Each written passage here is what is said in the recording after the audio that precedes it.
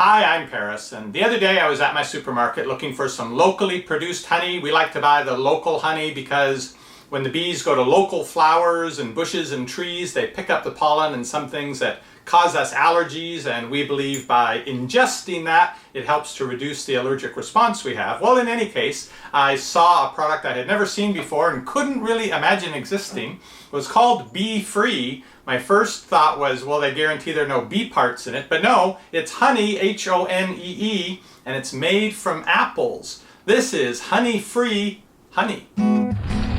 Epic review, guys. Bee-free honey goes for about $10 for a 12-ounce jar. I picked this up at our local Sprouts supermarket, which is sort of a health food type store. And I'll put a link to find out more about this down below the video.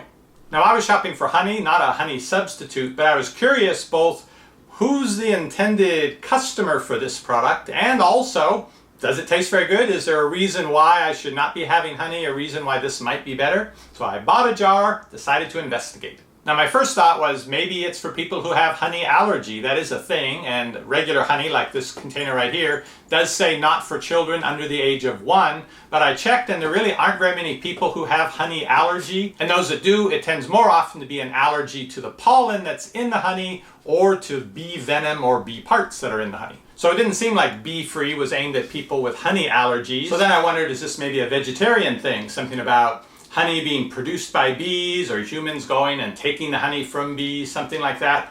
I eat mostly along vegetarian lines, but it's by doctor's orders, so I don't really know the inner workings of the vegetarian and vegan world. So I Googled, can vegans eat honey?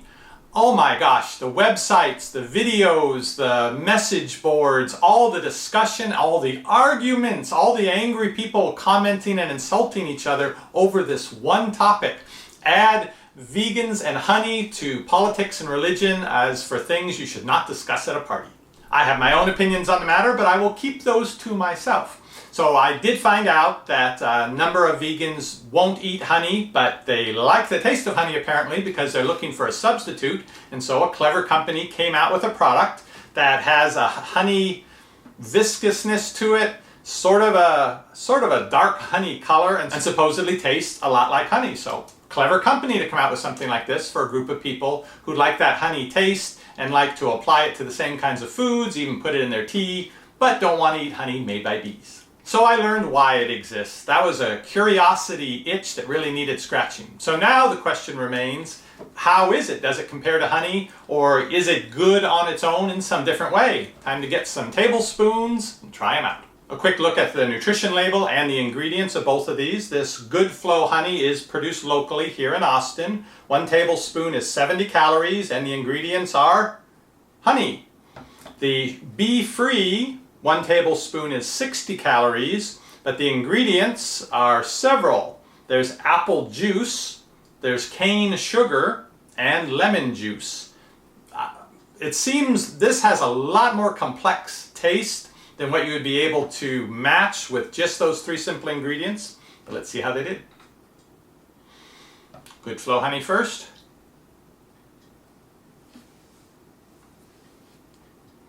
It's good honey.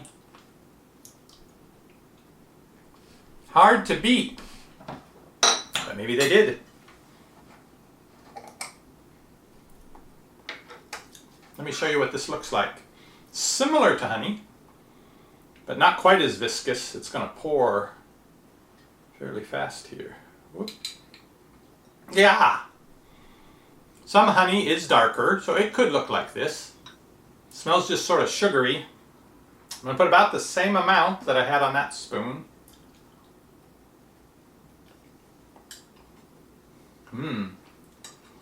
Molasses. That tastes like molasses, which I really like. If they offered this as a molasses substitute, I would say that's great. They hit it right on the money. But it's a lot different than honey. I remember as a kid, 4 or 5 years old, having molasses sandwiches. We would go back to the East Coast to spend Christmas with my great aunt, and all she ever seemed to have in the cupboard that we could find was molasses and bread. So we had molasses sandwiches.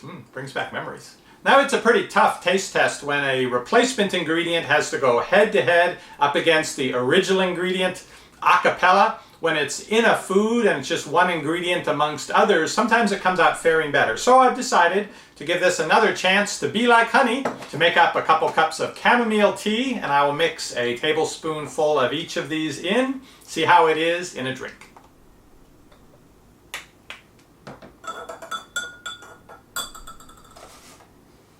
I do like the way this pours better than this. I've got a sticky mess on the outside of this jar already.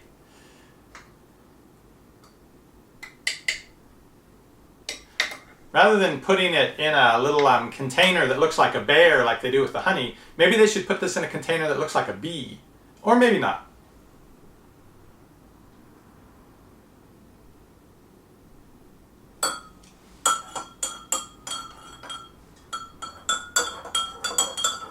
The bee-free sweetened tea is several shades darker than the plain old honey sweetened one.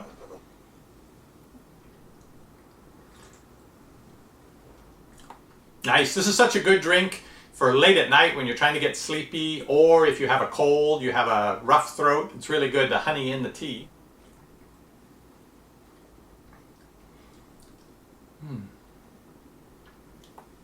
Doesn't taste nearly as sweet now.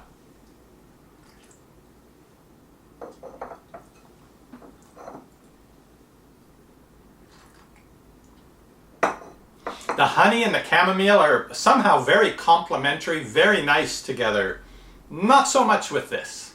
As a honey substitute, I guess if you absolutely aren't going to eat honey and you miss some of the consistency and the sweetness, you could use it in the same way, but it's not going to fool anyone, not anyone in this family anyway, to realizing they're not having real honey.